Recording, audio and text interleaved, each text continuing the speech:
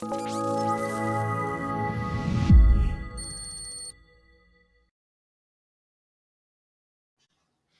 this is not the first time that we're here on the podcast with Dejan Mitkovski. So I'm starting to have trouble counting how many encounters we have because we spoke on the podcast. I think that was our first double episode when we recorded two separate conversations. It was a double release, hugely popular. And then you came to Austin and shook things up a lot. That was a fantastic series of sessions. And we started on the right note because of you, because you brought the magic factor. And then we still have a lot of conversations to be had. And this is another one that just needs to be recorded and shared with the public. Our struggle is usually that we have too much that we discuss off camera, and then we need to squeeze in the data talk. But I think we're prepared. Welcome back on the show, sir. I appreciate it. And yeah, it's been several conversations last, and all of them wonderful. And I like that we're losing count. That just means that we're engaging in really great conversations. So I appreciate it. Indeed. And so lately I've been having some follow-up discussions with some of your fellow board of advisors members. And I always ask, because the last encounter that we had on the podcast, strictly speaking, was almost a year ago. And that's a very, very long time. So would you mind giving us a short update on what you've been up to and how's life at FanDuel? Oh, yeah, absolutely. First off, life at FanDuel is fantastic.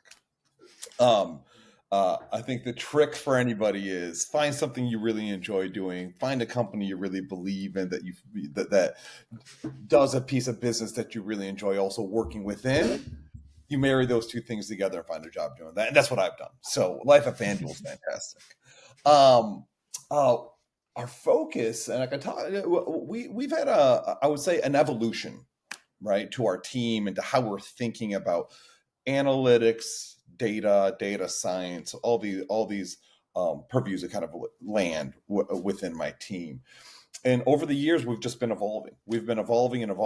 And right now, I think our focus has really kind of come, I would say, back to customer centricity, right? And the user experience. So when you think about that from a data side, how we organize our data. And I'm going to get into this because we're going to be talking about data strategy in a little bit, but like organization of our data, how it's organized, where, and how are we thinking about our customers from a data aspect.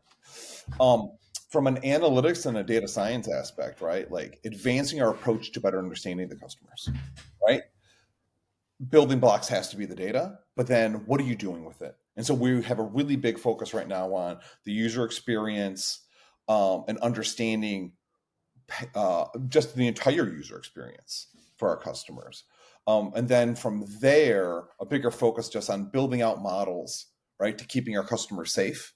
We're a highly regulated industry. We're in the online gaming industry. We want to make sure our customers are safe.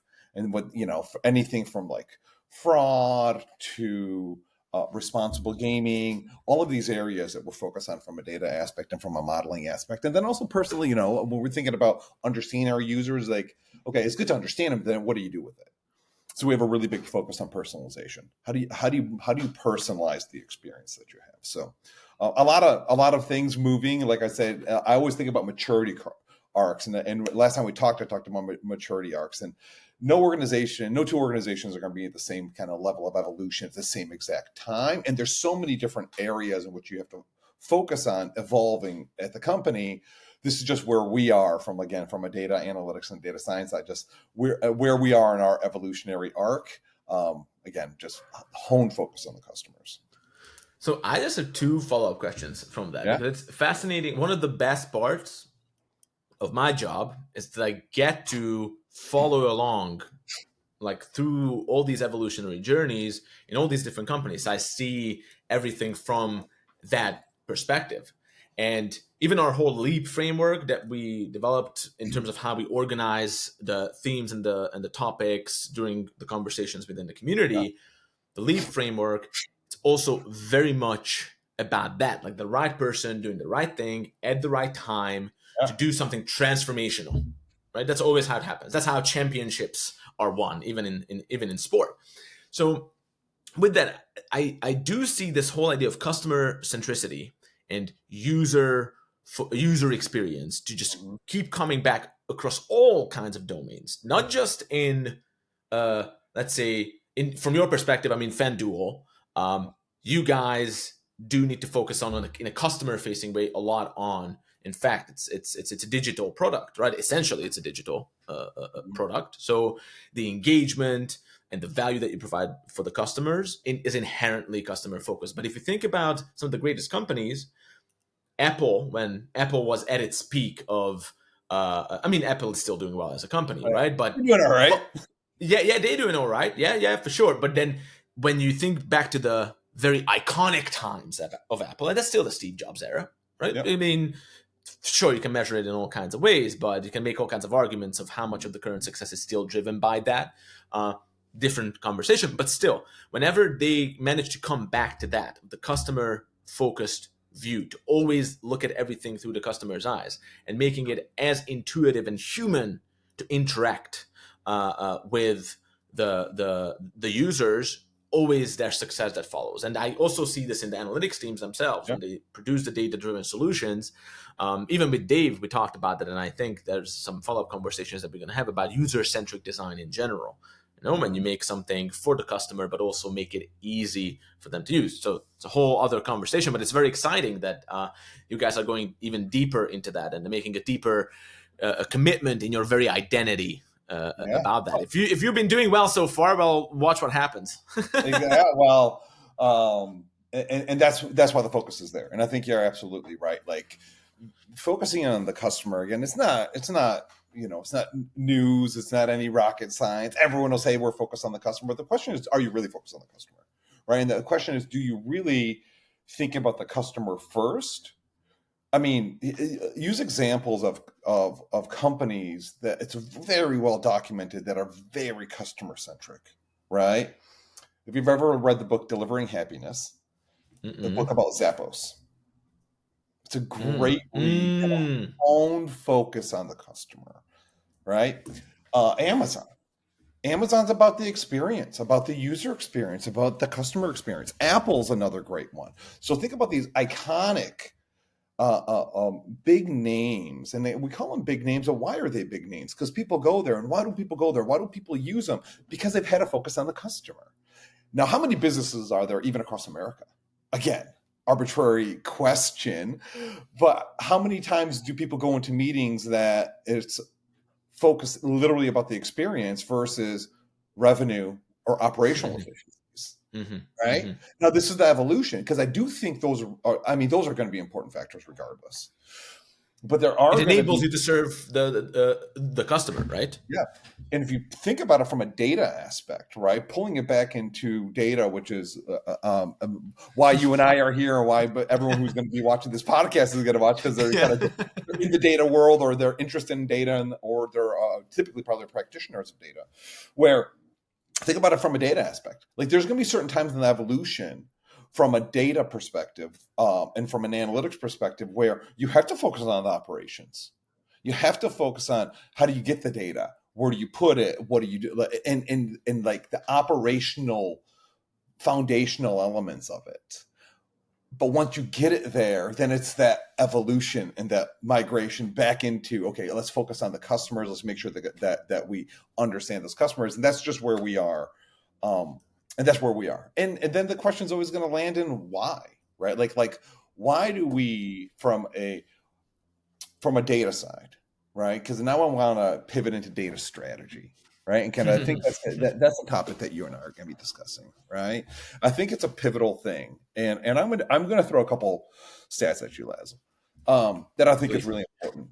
Companies that have identified themselves as being data driven outperform their peers across several business metrics, right? So this is the importance of again being data driven and having and making sure that data is kind of at the precipice of things that what you do. They over-index on revenues by a pretty big margin, right? Customer loyalty and retention, huge margin, right? I want to say anywhere 60 to 70% variance between customer loyalty and retention rates on these companies that are very data centric, right? That have identified as being data driven versus their peer sets. Operational efficiencies, anywhere from 30 to 40% increases, right? Employee satisfaction, plus 50%, right? And so you're thinking about all of these big data points of like, wow, what sets these companies apart? Again, through the survey, we're talking about companies that have identified as being data driven, right? And then I'm going to take that one step further and be like, what does being data driven mean? And for me, it's about, do you have a data strategy at your organization? And is that data strategy something that you're living? Another survey says, they asked a bunch of the top companies in America, Fortune 1000 companies, do they have a data strategy? 47% of the participants of the survey said yes. 47%, which means we could just call it half. So half the companies have a data strategy, and then the other half of the companies are utilizing data, because everyone's utilizing data. It's not that anyone like doesn't use data. They're enabling capabilities, but they're not strategically thinking about data. Right. And I've already told you companies that do strategically think about data, that think about themselves as data driven, they outperform these other companies. And to me, this is going to be the differentiating factor. Do you have a data strategy and do you not have a data strategy? Now, you can have a data strategy. And I'm going to throw one more stat at you. How many companies actually deliver on that strategy? Out of that half, only about 13% are actually delivering on the strategy. So they'll write it, but then the majority don't actually deliver on it. Now, what does that mean? Right now, so we don't talk just high level. What that means to me, and I'm going to take one more step down. That's only 6% of all the companies that were surveyed actually have a data strategy and are executing it. 6%. It's like, wow, okay, it's not a lot, right? And so there's going to be something about creating a data strategy and then operationalizing it and actually making it come true, right? Because you can talk about, I want to do this and this, different things from a data perspective, but then do you actually implement them and get the business to actually use what you're doing from a data perspective, right? And what my experience has been is there have been too many companies make a mistake of viewing data as a technology problem, right? It leads them to assign it to usually a tech team, an IT team. Hey, data lives under these kind of like technology umbrellas. Becoming data driven is not a technology problem. I'm gonna speculate to saying out of the all the stats that I gave earlier, where out of the 50% of companies that think that they're data driven, and then out of the ones that are actually executing out the data strategy, there's still probably a huge portion of those that have done all of the right things from a technology standpoint to enable their business to be data driven. But it can't be only solved with tech. Everyone who touches the data has a role to play in developing the data strategy. And I think that's a really critical piece that people miss last, right? Because people think, oh, I set all of this stuff up, just use it. It's not that simple, right? And I think a few of my peers will talk about cultural changes.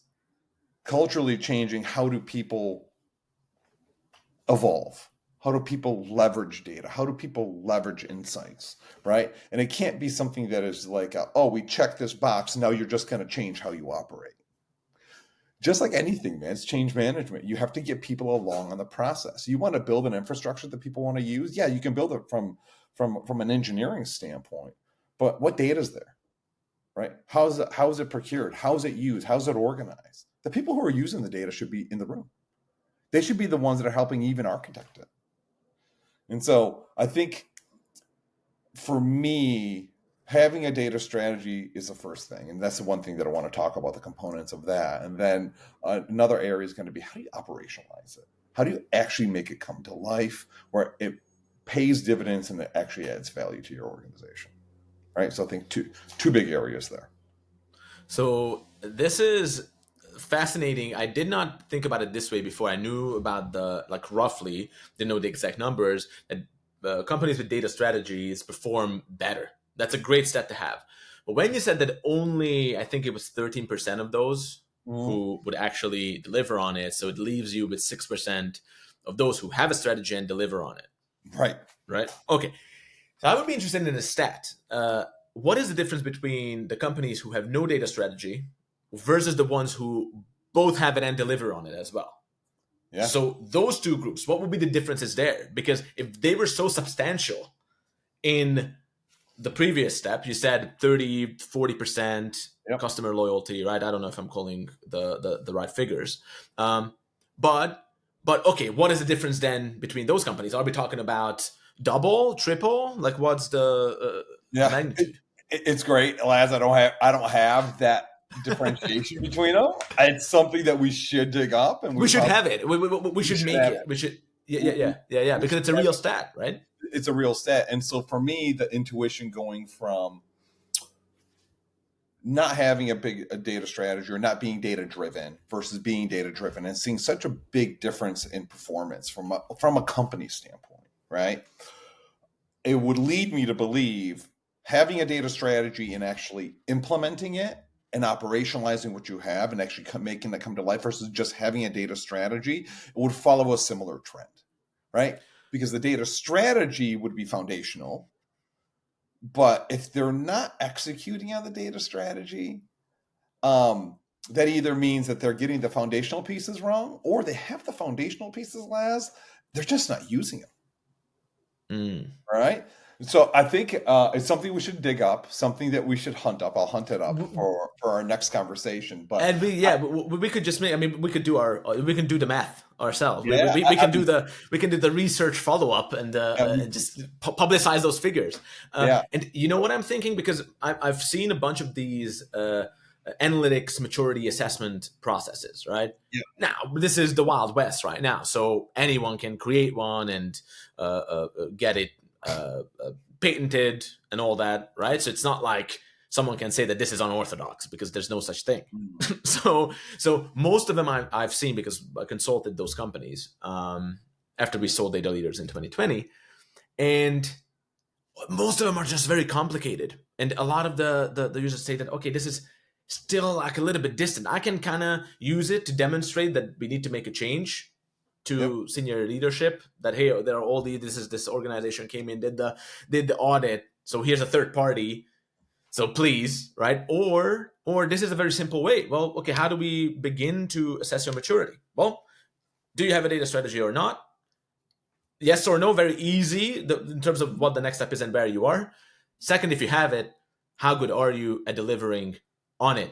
Metrics and all that. And once we put it in there, right? So once we actually have metrics on which we're measuring, this whole question around, oh, are we a data-driven business? The whole mystique around it kind of dissolves. It's like it becomes a simpler equation. Nothing is simple. Everything is unique and complex, but at the same time, it doesn't need to be overcomplicated. yeah. Listen, yes, all snowflakes are different, but yet they're all snowflakes. So I do think that having an assessment and a maturity framework and an arc companies should do that. I've been a part of several processes that have done that across different organizations. And um, I won't anchor on where I was working when this happened, but I Mhm. will say the gaps that I've seen, even working with some of the partners that have had these assessments done, plus my own organization having the assessments done, is you get to understand, okay, they'll say, here's where you are in the maturity arc. You can even use a scale of 1 to 5, 1 to 10, doesn't matter what it is, right? Good, ugly, good, better, best, whatever you want, right? So wherever you are in that maturity, and I think you're right. What are the KPIs in which you're trying to drive, right? How do you advance, right? Now you can assess it yourself of saying like, okay, why am I landing at this level of maturity? But the question is, how do I get to the next level of maturity? And what I've seen happen more often than not is that's not given to you. So as we talk about playbooks, as we're working on playbooks with the data storytellers, um, give companies a playbook. If you're telling them they're at a 2 and the next level is to get to a 3, how do you get to 3? What are the things in which you need to do, and how do you measure success of that? So I think you're right on with that. I think assessments are great, but again, it's one of those things where, even going back to like, is data powerful at your company? Yeah, you can organize it, you can design it, you can do it in a certain way, but if people aren't using it, is it really doing anything? It's like it's like a data scientist creating a model, right? That they put on the shelf and say, my model's over here, it's up on the shelf, use it whenever you want. And if no one ever Hmm. uses it, can they actually say that the model's good? It's not useful, right? So think I'm about it in this. always telling that example to others that I heard back from others too that you brought up in Austin about how you had this. I think you also said it on a podcast, might or might not have, but when you were earlier in your career and you were, full of ambitions, you did a lot, you worked a lot, you had a great year of doing all this stuff, All the building stuff. I did all these all this stuff. things. Yeah, absolutely. And you sat down with your boss, like super eager for the end of year review, Yeah. like proudly showcase what you've done, and then and I'm paraphrasing. I'm just telling like the This is story. this is how it's a good paraphrase. Okay, there you go. And your boss said that, well, it's great that you've done all these things, but what have you achieved? And you said that, what have I achieved? And that was like one of those epiphanies that Yeah. really impacted your career and shifted your focus on how you prioritize your efforts. I don't know if I told the story You told it. well enough. Yeah, and just to add a picture, me walking into the meeting and hearing those words back of like, what did you actually achieve? Imagine letting the air out of a balloon, because that's how I felt. I felt completely deflated. I was like, wait, that's a great question, and I don't have a good answer. I've achieved this scroll full of things, but I didn't actually achieve anything. I just did a bunch of stuff, right? But yeah, and bringing that back, right, to data, you can design things, you can lay things out really nicely, really beautifully. You can even build something, but again, if it's not practitioned on, if it's not used, is it any good? To me, it's no. It's not, right? It could be the perfect design, but if no one uses it, it's really not useful. You haven't achieved anything. You did a bunch of stuff. And so, going back into like thinking about data at the company, one thing that I've seen is companies will start using data and they'll get into these silos of like, here's how we use data here, and here's how we use data here, and here's how we use data here, and data is important and it's important to the company, and everyone will say, yeah, well, I'm a data person, I use data, all levels and all aspects of the company, from the business all the way down to the engineers, but there's no strategy. You don't link anything together. You're not purposeful with the data, and that can actually be dangerous, right? It can actually be dangerous. I'll ask people watching the podcast, how many people watching the podcast have been part of a conversation or been part of an organization where people tried to get the same metric or tried to pull a number and it was inconsistent, where, let's say, three people tried to pull the same number and everyone pulled it differently and the number was different, slightly different, but yet different, right? That's what you do. Like, when you lack the organization, when you lack the purview of thinking about data holistically across your entire business, that's what happens. Now all of a sudden you have three data points that should actually just be one. So which one do you use? Now imagine if you have to go and report that to Wall Street, right? I wouldn't say even flip a coin, because you got three numbers, right? Like, how do you make that decision? So, and this is where I think a data strategy is extremely important to organizations, and where uh, I don't think people think about it from a full organizational aspect. Not, and again, I'm using some broad terms. Like, obviously 50% of the companies do, but the other 50% might not, right? Because they think, no, we can just do data over here how we want to do data, and we want to do data over here or what we want to do data. But again, I think it leads to more trouble down the road versus thinking about it and using data as an asset. Okay, so this is a great. So if I think about your session in Austin too, Mhm. why it led to such fruitful conversations over the 2 days, because we kind of established that lens of Mhm. how we're looking at things, right? And it Yep. immediately put the everything in a different light, right? Yep. So now building on that, we can actually take a closer look. This is according to popular demand, because if there's a lot of mystique around what a data-driven organization is, I think around data strategy itself and its components and how you architect these strategies that Yep. doesn't that don't just sound good, um, but it can actually be implemented and implemented well. Now Yep. that's kind of new ground that I'm super excited to explore. Yeah. I mean, for me, it's here's how I think about it, Laz. And this is for me what I think has helped out my teams over time be better at what we do, right? Which is give the right data to the right teams, right? In a timely manner. Allow people to access data that they need whenever they need it, right? Business decisions need to be made sometimes fast, sometimes you got to think about them, but you give people that access, right? And then core is delivering insights, right? What can you actually bring back to the business that's insightful? And then how are you using technology and how are you leveraging your own data, your own infrastructure, right? To then think about the future, think about the customers and predict behaviors, right? That's all data science world, you know. And so for me, as I think about data strategy, there's three big areas that I think about that I think people have to organize themselves around. One is the data infrastructure and the platforms in which they use. Okay, we'll dig into that in a sec. The second thing is data products. Do you actually consider data a product at your company? I do.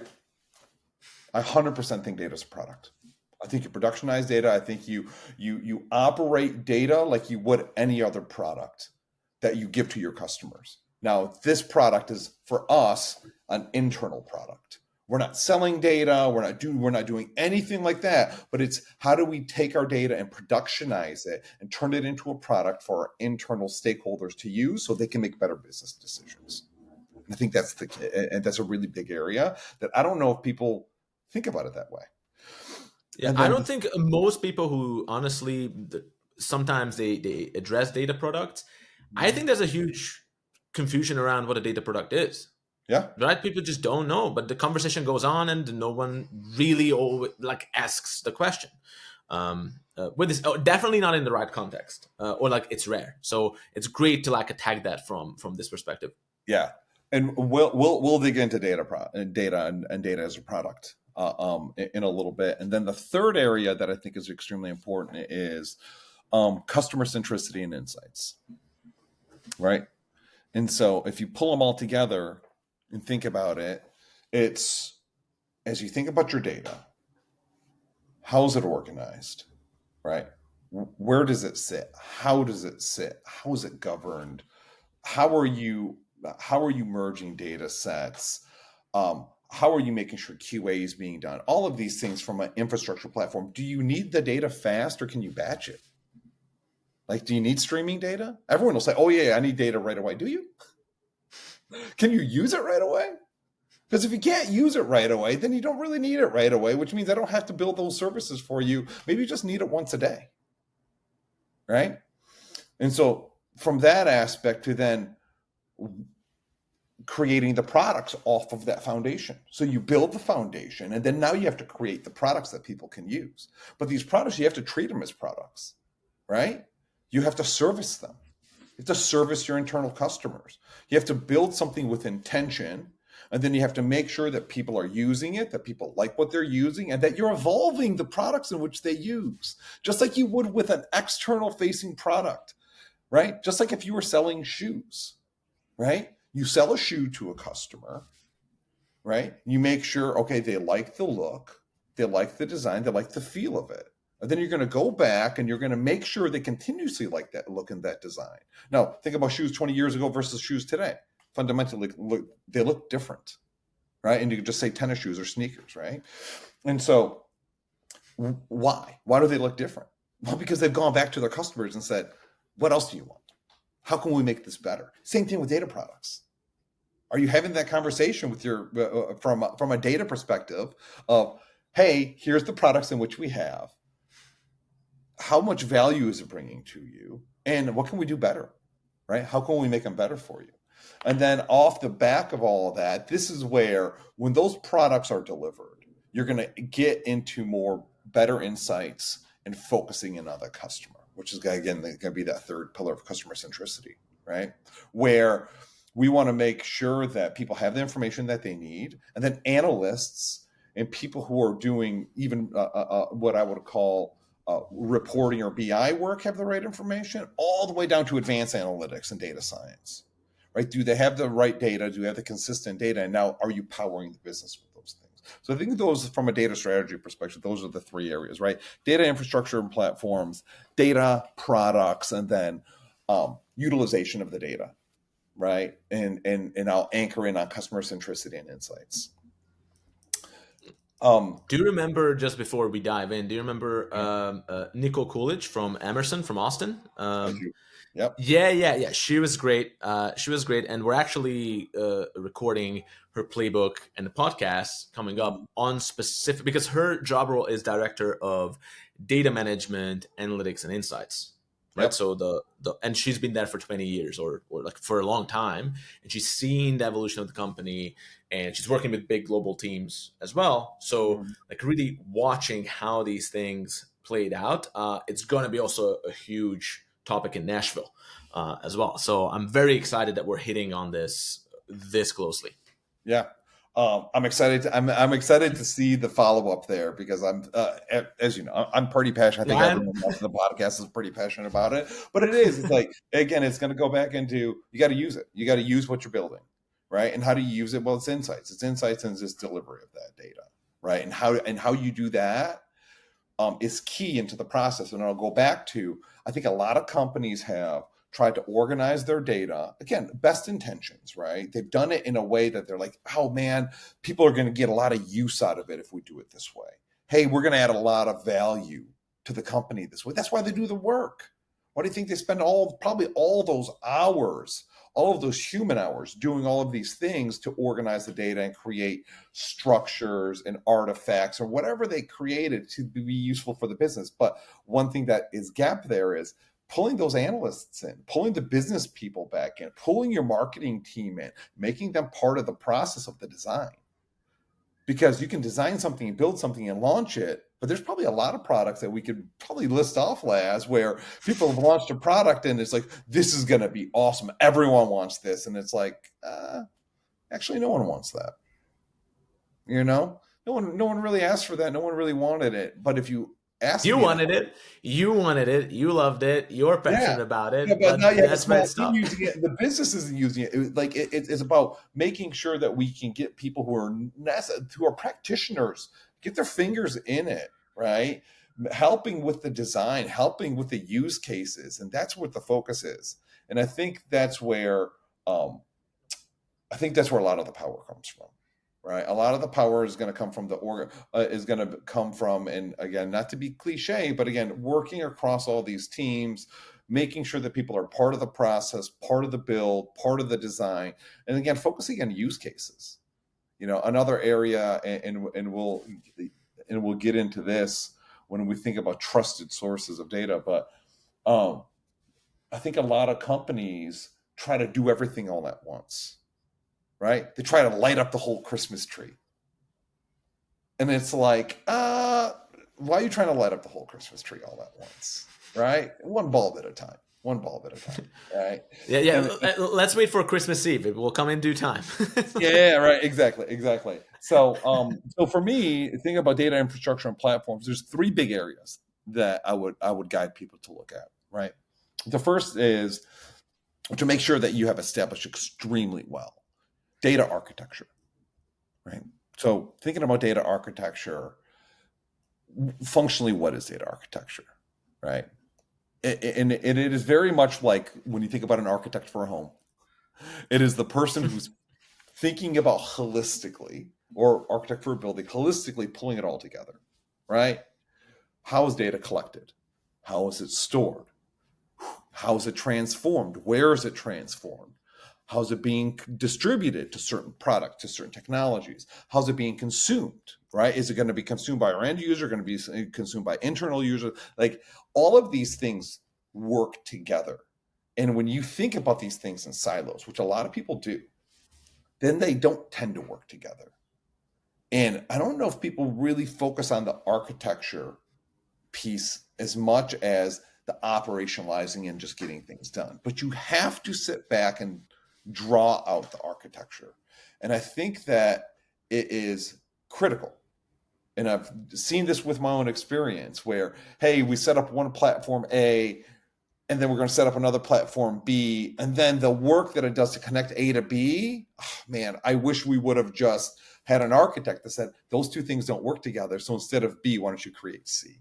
Now, I'm speaking in abstracts, but I think it lands on my point of making sure that you have architecture involved, understanding the entire infrastructure, understanding what platforms you use. What are you using to batch your data versus what technology you're using to stream your data? That matters. Do they work together? Are you putting it in a warehouse? Are you putting it in a lake house? Okay, great. When it lands there, how are you transforming the data? Who's transforming it? And what does transformation look like? What technology are you using to transform it? Okay, now that's a foundational layer. Is that considered raw data, or are people going to use that data? My architect should be telling me these things, right? Or the people focused on architecture should be telling me these things. And I think it's critical to have, like, if you step back, a map of like, this is what we want to build. Now you can say, here's what we want to build, and here's where we really are. And this is where we're going to start taking bite-sized pieces. Okay, what are you like? Then you start from a foundational level all the way up into like operationalizing data. But I think from a data strategy perspective, the platform, the infrastructure, and the architecture of all of those things combined is critical. And I've seen it not be a focus. And when it's not a focus, Laz, you end up having a ton of tech debt. Right? You have a ton of tech debt because you have to keep fixing things that are broken because there wasn't a person who's saying those things don't work together unless you use this piece of technology or use this approach. I think so. For me, that's the kind of the first pillar under infrastructure platforms when you're thinking about a data strategy. And also with architecture in general, I think architecture is one of those other mystical things in a way that you think about architecture and you think about classical, and I'm not talking about data architecture now, but I'm going to tie it back, Yep. is that if you think about architecture, it's always been like a foundational part of human existence, right? So we've been building things and we've been growing in our sophistication when it came to architecture. And one of the ills of the modern world, which is, by the way, absolutely, this is established in the scientific community, that the effect of poor architecture today is impacting the mental health of the population in a significant way. So it's something that's actually functionally important. Very interesting. It's that aesthetic value. Now, when I talk about the aesthetic value, so the aesthetic value itself, it's aesthetic because it is kind of aligned with who we are as human beings, right? So when you build things that are alien to our nature, they just tend to have suboptimal outcomes. And when it comes to think about it that way too.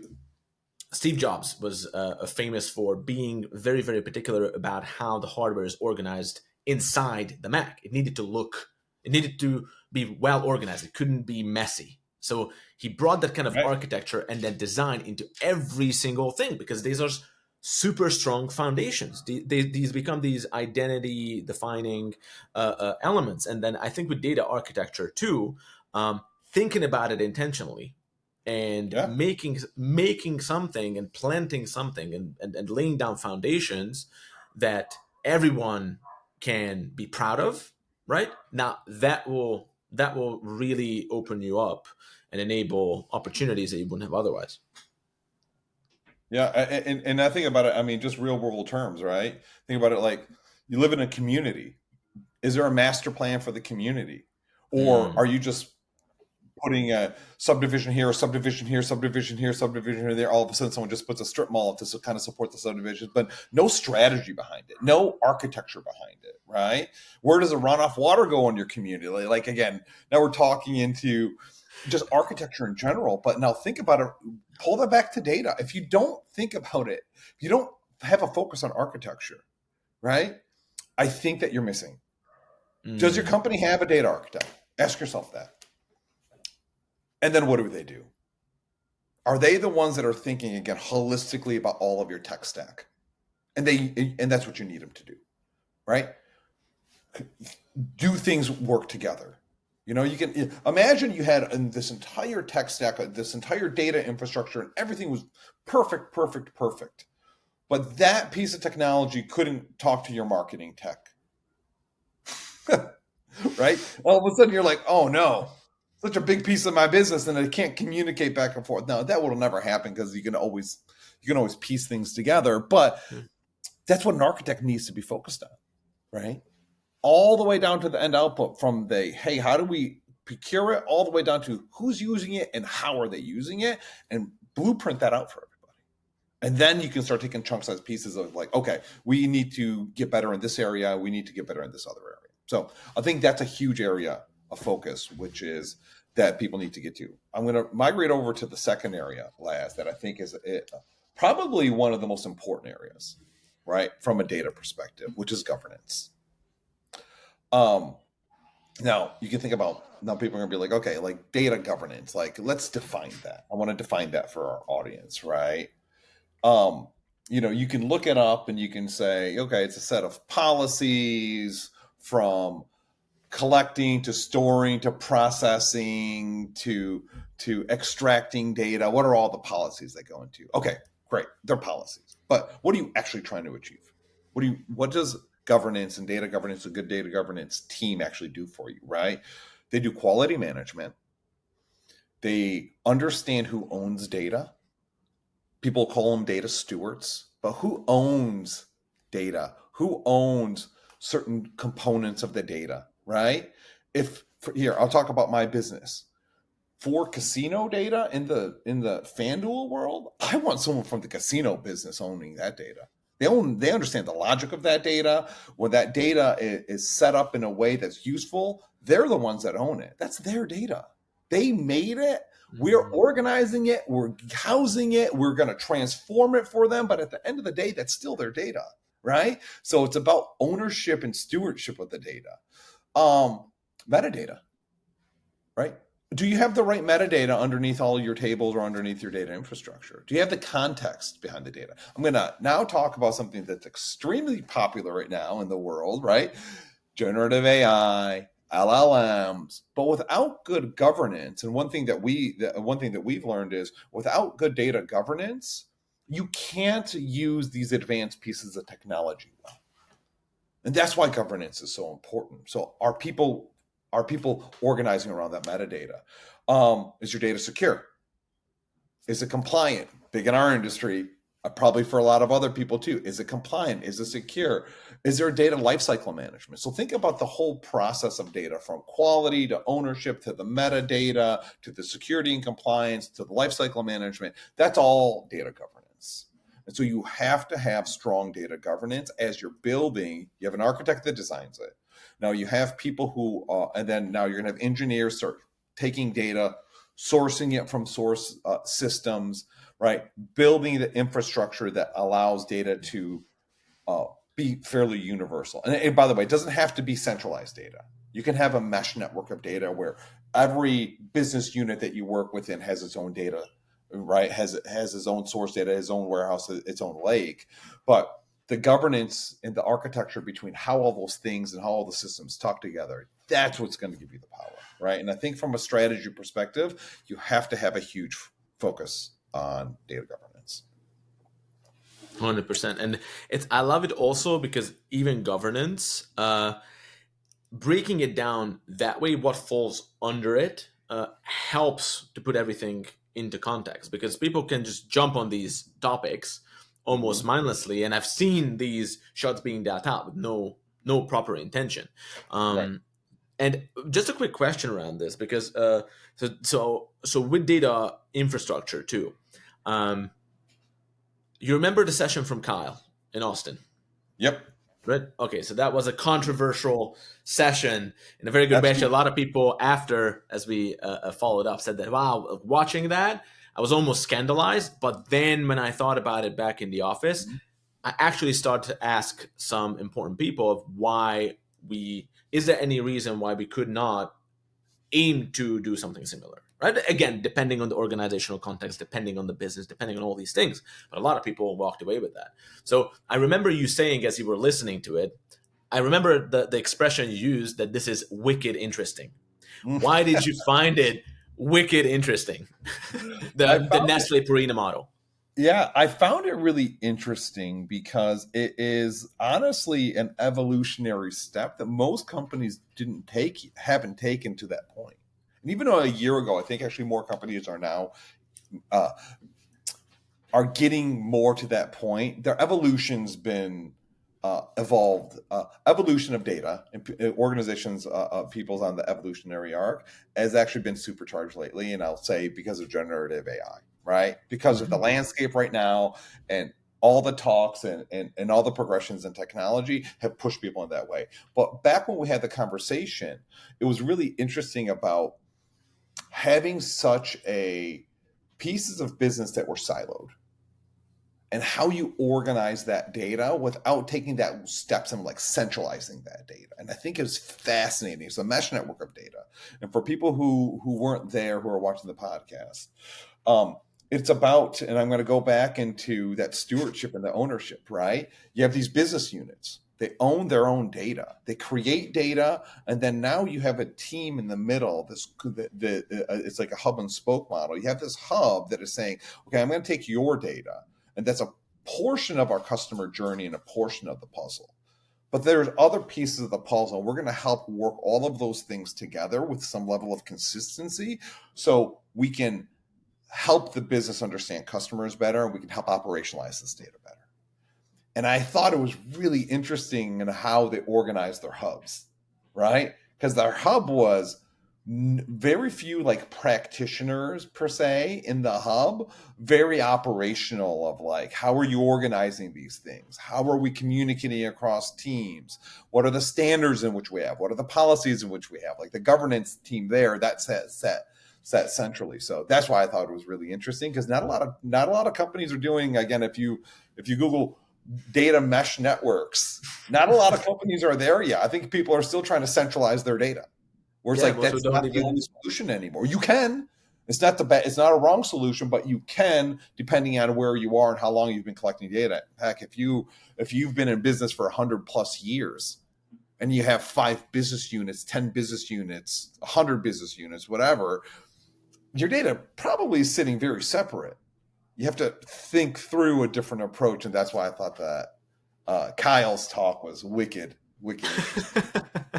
And I think he was also the perfect person to deliver that message, not only because he's super smart and extremely collaborative, but also he did not build that. He said that by the time he got there, this was mostly Yeah, built, and that they are just kind of operating it and making it better with like continuous improvement mindset. But he was like almost like, don't shoot the messenger. I've came here yeah, already. I can't take credit for it, right? I'm just describing how it is. yeah. So And, that was great. yeah, and I'll be honest, they were successfully using the data in this mesh kind of network with this hub and spoke model, which means that they had good architecture and good governance in place.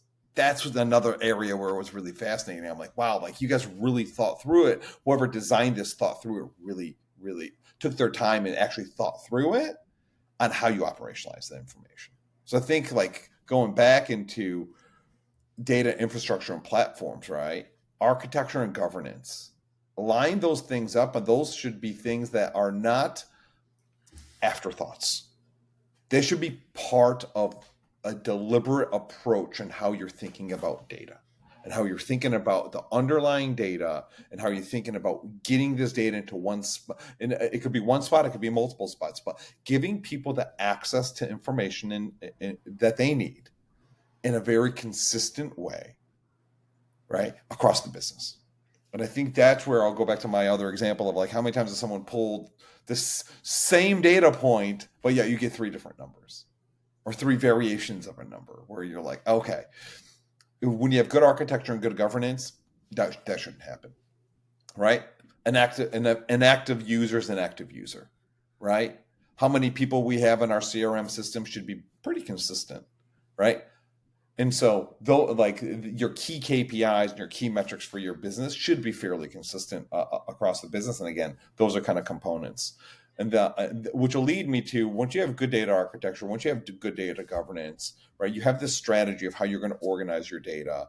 You start having engineers working on how delivering on the architect's vision in their framework, right? You put governance in every step of the process. Is the data clean? Is it consistent? Is it accurate? Right? What is the metadata? Like if you're standing up new tables, like what's the metadata under that table? What's the context of that data? How do you use that data? What's it used for? All of this stuff. Now all of a sudden you're ready to enable the business.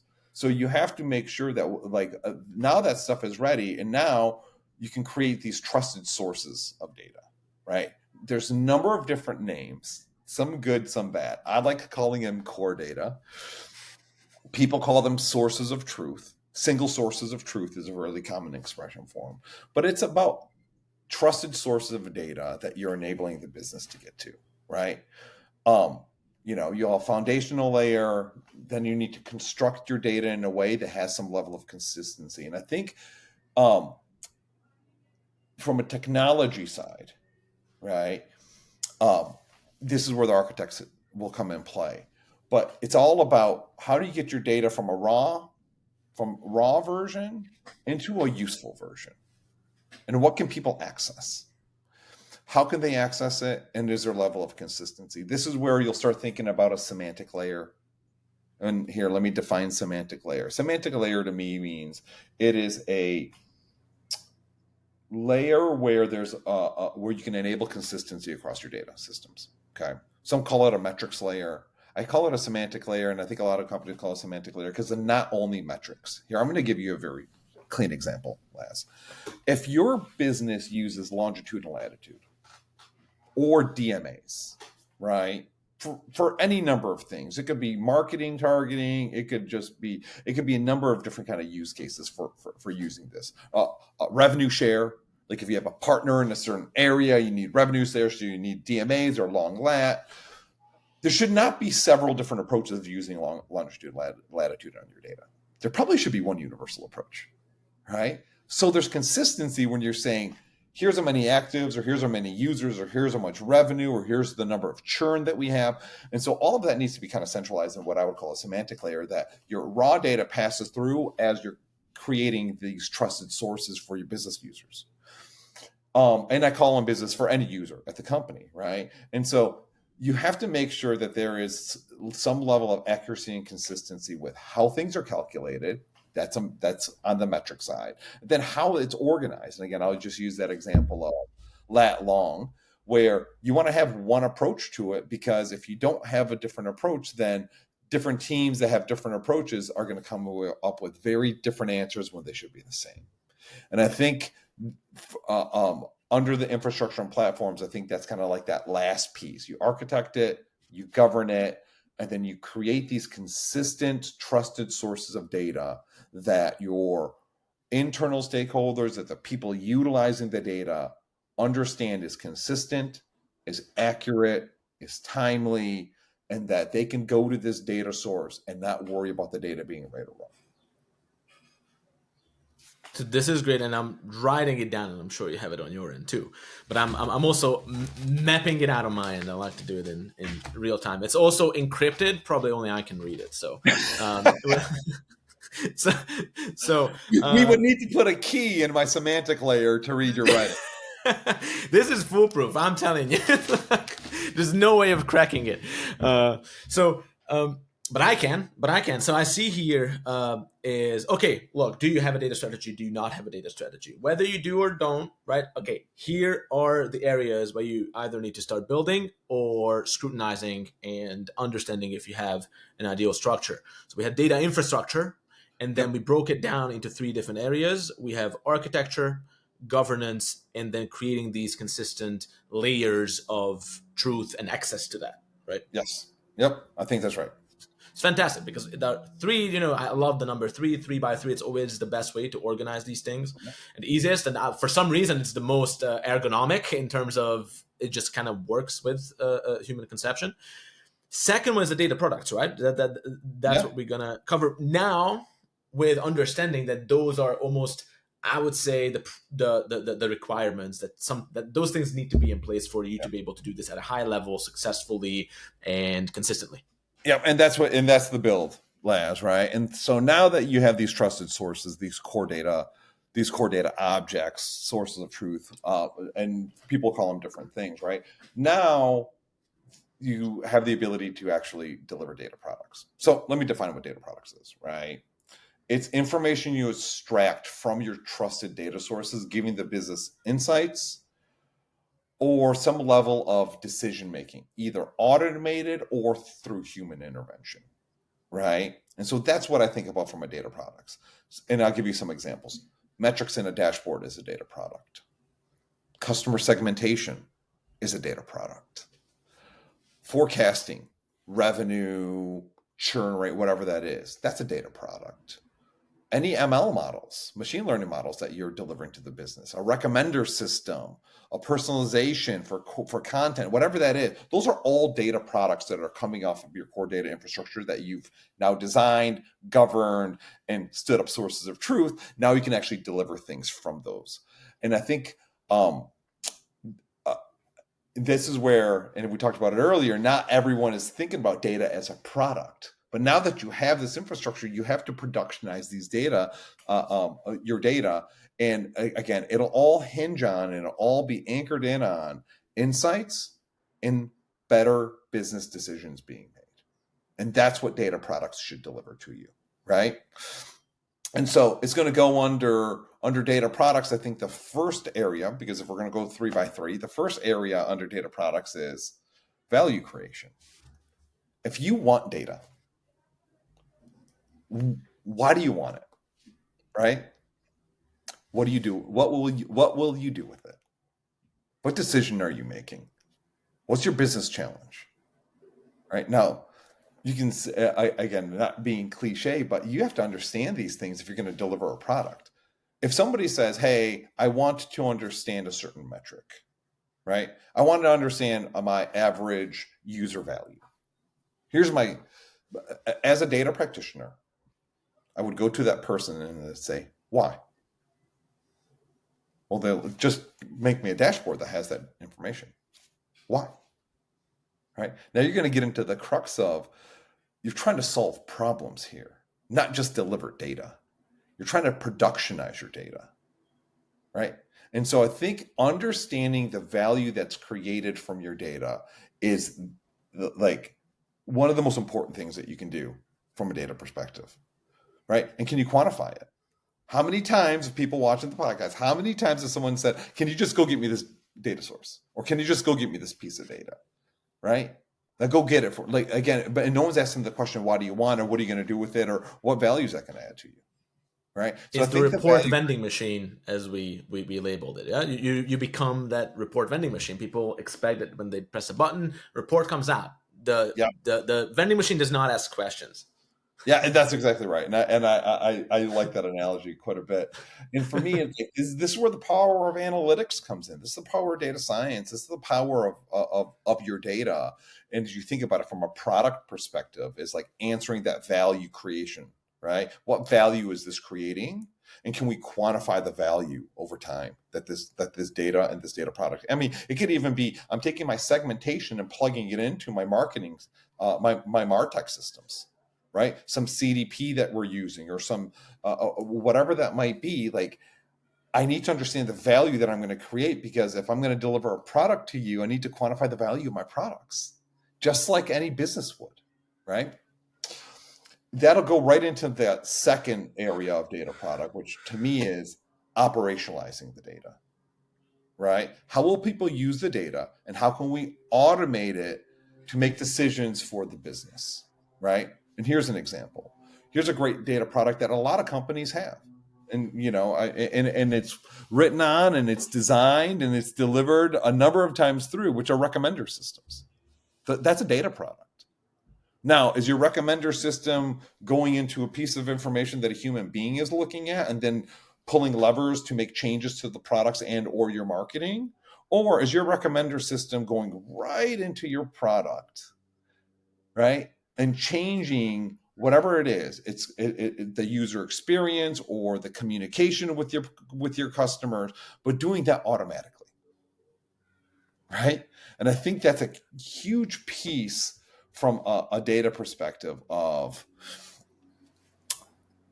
you're creating value and then you're operationalizing the data, right? Because now you can actually speed up your processes as a business of putting your products in a way that can drive the business, monitor them, have a feedback loop on what it's doing, but then it's taking away some of that human element and some of that human interaction because because human beings are better suited to sit back and think about bigger problems.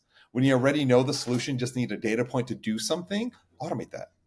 And I think a lot of people don't go to that last step, which is automation, right? Which is, again, the automation. So what values are your data creating? How do you operationalize that data?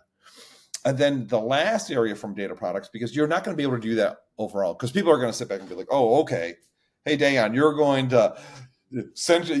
to organize all of my data. You're going to govern it. You're going to then create sources of truth. It's all going to be consistent with some semantic layer. You're then going to deliver products that add value to the business. And you're going to operationalize it, right? Now, operationalize doesn't have to be automation. It could just be getting the data to the right people. It could be a dashboard, but how do you operationalize that? Because to me, the next thing is going to be data accessibility from a product side.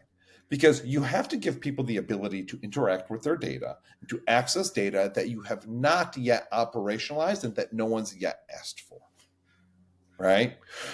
And if you don't allow people to get to that data, now they're going to start building off of assumptions versus using information and data to make the correct decision, right? And so data accessibility to me is a huge area that is a focus should be a focus for everybody. How are you giving people the right data that they can access at any moment in time and even interact with that data without being too technical, but can you interact with that data in a way that's useful to the business in a quick, meaningful way, right? Now, let me substantiate that a little bit, right? Let me use an example.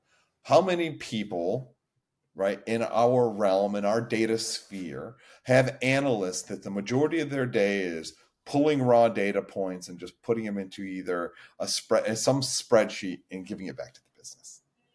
Versus, is there a system or a tool where that business person, it could be marketing, it could be business, it could be customer service, doesn't matter what it is, can ask that same question, but not go ask an analyst to go pull the data that then pivots on the data real quick and gives you, that they can just interact with the data right away. If you have the right infrastructure, you have the right governance, and you can enable that, you're going to speed the business up. And now you can actually let your analysts do what they do better, or what I wouldn't say better, where you get more value from your analysts, which is allowing them to solve the bigger business problems and deliver insights.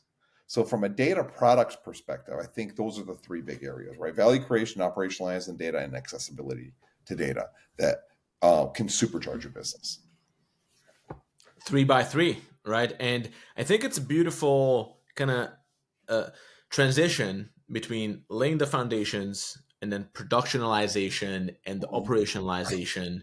And I would say even the term commercialization of data. We did Absolutely. that podcast. I don't know if you saw on the podcast with Rebecca. I still remember in Austin on the first night, just the networking dinner.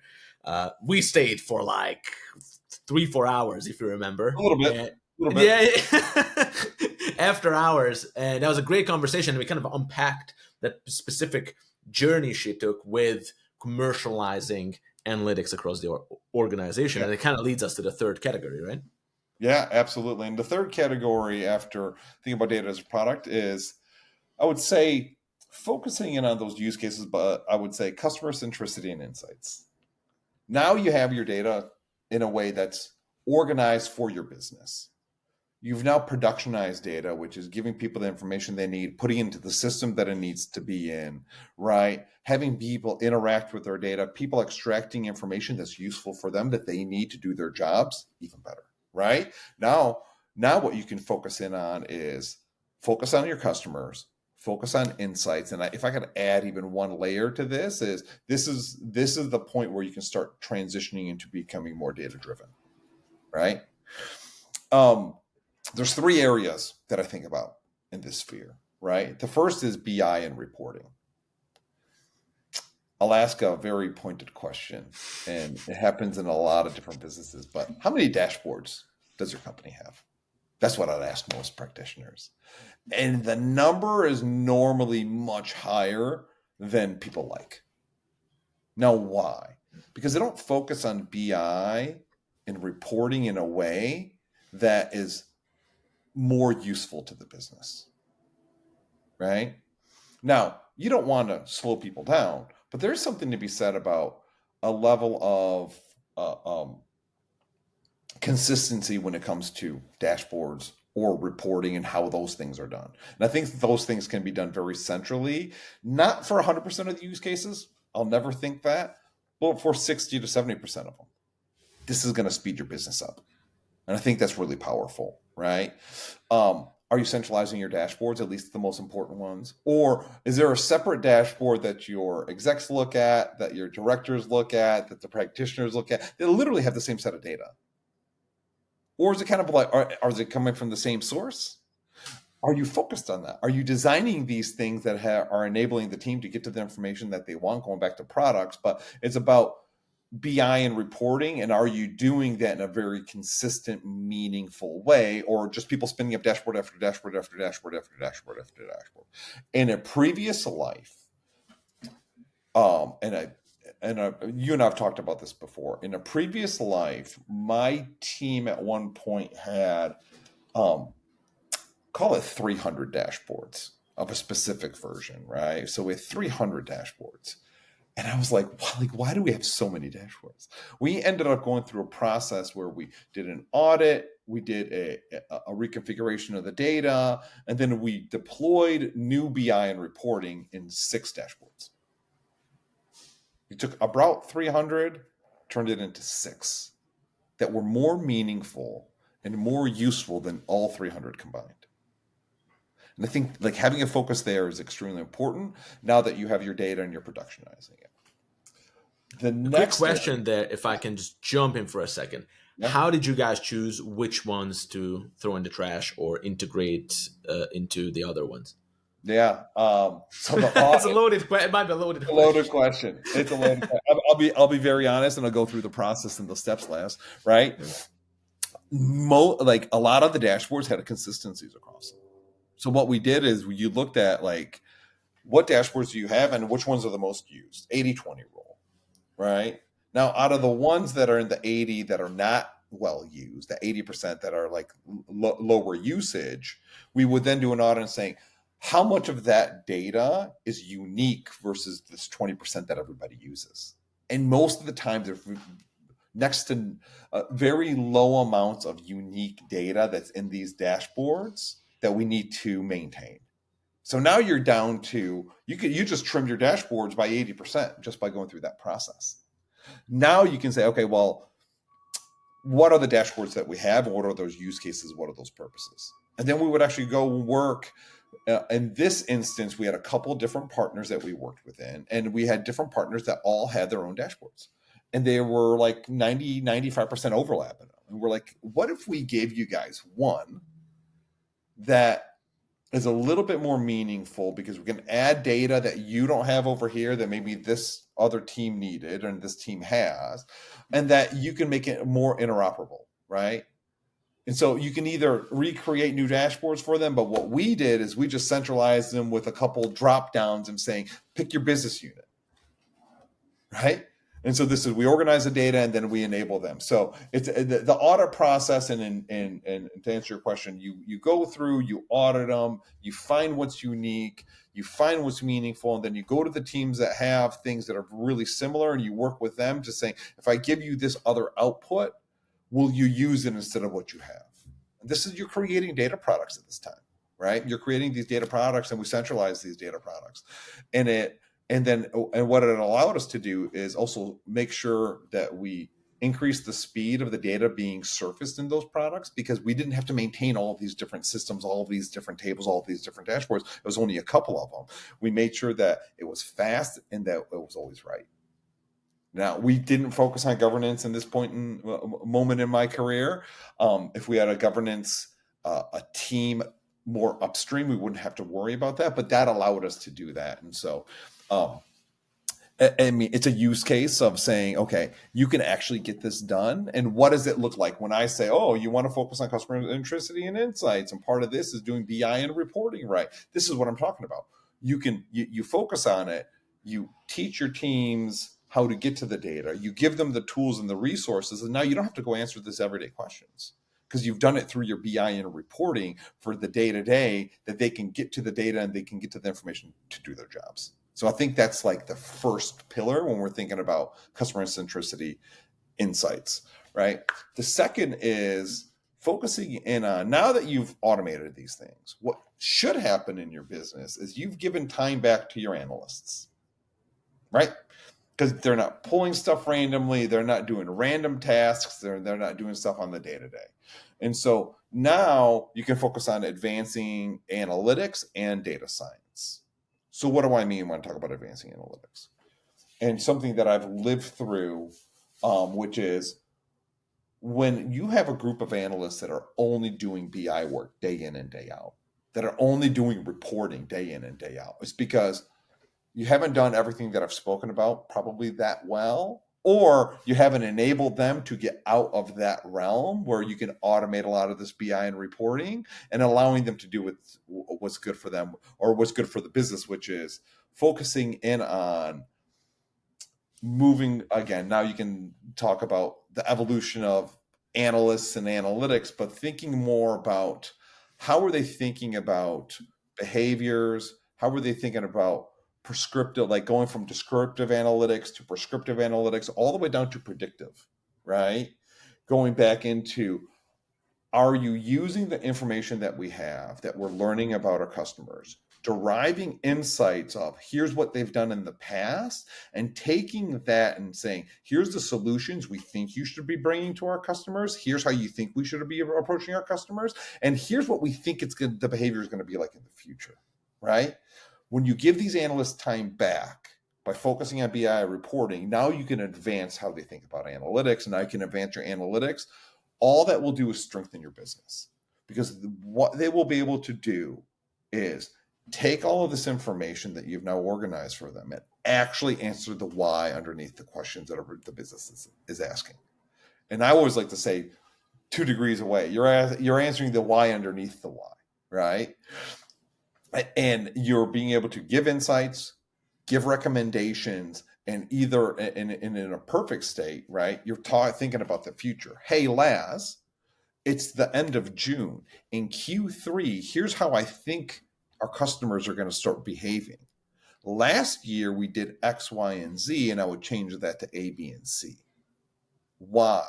Because if we think about what they did last year at this time versus the trajectory of their behavior over the last couple months, and if you make those changes, this is the amount of impact it's going to have on the business. Now, insert revenue increase, retention rate increase, reducing churn rate, whatever that might be for your business. But it allows your analysts to do that type of work. And that's the powerful work that's going to drive your business, right? And so that's one area, right? Advancing analytics. The next thing is leaning more and more into data science. I think data scientists are this key to extrapolating the potential of your data. Because what their job is, think about what does a data scientist do? They're building algorithms that are predicting what people will do in the near term and the very long term, right? And that is super powerful, right? Think about it in this way. Imagine if you took segmentation and I said, hey, Lass, here's segmentation of your user groups, of your customer base, based off of everything they've done in the past. Or, hey, Lass, I'm going to deliver you a segmentation on what people will be doing in the future. You'll yield better results by understanding what people will do. So, thinking about customer centricity, thinking about insights, going back into that second pillar, which is advancing analytics and leaning more into data science, predicting user behavior and using that user behavior in your operations, right? For us, here's what we do. We want to keep our customers safe. We're in the gambling space, right? We think about data science from a fraud modeling perspective. We think about data science from a responsible gaming perspective. How do we keep our customers safe? That's just one little realm of what we're doing. How, are we intentional about our user experience? This is going to go back, and now it's going to go back into my third level, which is, again, think about customer centricity and insights, BI reporting, advancing analytics and data science, and then a big focus on customer data and personalization, right? If you can predict what people want, can you give them a better user experience? Now, are you tying this back into your core products? Are you tying this back into your core marketing? Are you tying this back into the core business units? Or is your data just sitting there in a spreadsheet someplace or in a dashboard somewhere? Or are you actually taking your data and thinking about their entire user experience? This is part of the evolution, and thinking about customer data management, right? Are you connecting marketing interactions with your end product experiences, with your sales data, with your customer service data, with your survey data? How many people have done all that? Do you have one view? Do you have this holistic 360-degree view of your customer? You should strive to get there.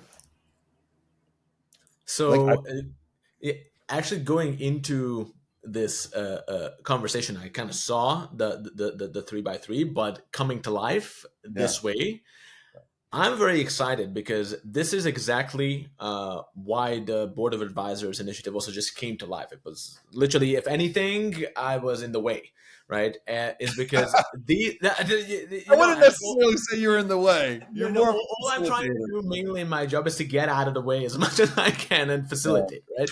That's it. And this is great because this kind of framework is exactly the dimensions the conversation should be. I mean, having those conversations. Mm-hmm. So I'm very excited about this because if you even compare Austin now to this level, and we're going to have 3 days in Nashville, right? Mm-hmm. There's just so much space to unpack each of these and how they play together and where do you have your own gaps and strengths and weaknesses and what experiences you have that you can share and integrate from others what they've done. So I'm very excited about that. I also think that I mean, as I look at my peers and other people who've done the podcast and watching all those podcasts, right? You have people who are talking and drilling into these elements in greater detail. This is about, I mean, data strategy. You're talking about the overarching bigger data framework. I want to challenge my peers or other data practitioners saying, do you have one? And if you do have one, what are the components of it? I've built data strategies over my career, and I've evolved how I think about data strategies over my career. I look back to the first one I ever built. Oh man, like terrible. It's terrible. Like throw that one in the garbage, right? Because this is where I think these components are really powerful if you think about these components in this way. But then each one of my peers, not each one, but people start double clicking into it. Like, listen, I first started talking about cultural shifts. I didn't talk about how. I didn't talk about, I think we talked a little bit about the why, and I think we could probably all agree, like culturally moving to becoming data driven is important, but how do you do it? How do you do it well? And this is where going to Nashville and being able to dig into the areas where it's important to you. Because maybe you said, I already got the cultural shifting piece done. Great, good for you. What are you gapping on? Oh, okay, this area. Cool. Let's go talk about that. And I'm excited about a bunch of connections that you will have with the others. Just as you were talking, we just recorded an episode with another board of advisor member, Jody Blomberg, and Jody is a longtime member. She used to be at Waste Management as a senior director of data science. Now she's the VP of data science at Cox Automotive. They're working on some super interesting things, and Jody is the kind of professional really likes to be on the front lines, and then she's a great leader. And we just recorded a great podcast, and for example, you will be able to like talk with her on, I already see some specific dimensions that I think will lead to fascinating conversations. And I'm literally about to jump in another a podcast recording with Lenz Goldsmeyer, who's the VP of BI and Analytics at Dairy Queen. And he's coming as well, and they have a very cool journey that they've gone through, and you see like all kinds of FanDuel. We have Dairy Queen, restaurants, big manufacturers, automotive companies. We have all kind of like Paramount Plus, all the whole range, right? And it's going to be a very exciting conversation because these are exactly the kinds of things that people really want to craft an action plan from that will set them up for an amazing 2025. So we do this as much as we can on the podcast as well and share as much as it's possible with the public. Literally every conversation that we can, we try to transmit and encourage the audience to drive value from. And I'm sure that this one was just packed with value, a lot of meat on the bone. Really appreciate you, sir. This was everything I expected it to be and more. So we keep raising the stakes. Laz, I always appreciate you. I appreciate the data storytellers and allowing individuals like me to talk about our journeys, talk about our thoughts, opinions, and what's helped shape our career. Right? I have a phrase that I always use: progress, not perfection. Nothing I told you today is perfect. It's not perfect. It'll evolve. If you ask me again in 2 years, are these the fundamental components of data product? Maybe. Or maybe they have evolved for me. So I appreciate you guys giving us the forum and the opportunity to talk about our journeys and just help data, help people who are in data science, in the data field, in the analytics field, just like evolve and just become better, because I think we're all passionate about the space and we understand the value that it gives. So I appreciate you and I appreciate the data storytellers. Well, I'm ashamed to admit that I'd like to be able to take more credit for this than I am able, because most of the work is done by the community members. Again, I think also, again, we didn't talk about the NBA championship. The Boston Celtics just won again. I don't know where you stand with that, by the way, sir. So I don't want to step on. No. Okay. So happy to talk about it. It's when we think about sports, and again, for people who don't know FanDuel, right, we are in the online gaming space, sports betting, online casino. In certain states, we're not live in every single state. Daily fantasy and horse racing business, primarily. Those are our 4 primary products. But yeah, it's exciting to work in a business and to work in a space where it's contingent on something so popular and so exciting, which is sports. And the NBA Finals just wrapped up. It's watching these games and watching those finals. It's interesting to think about even how our data pertains and like into what our users see, which is the lines that they can bet on, who's going to win, who's going to score.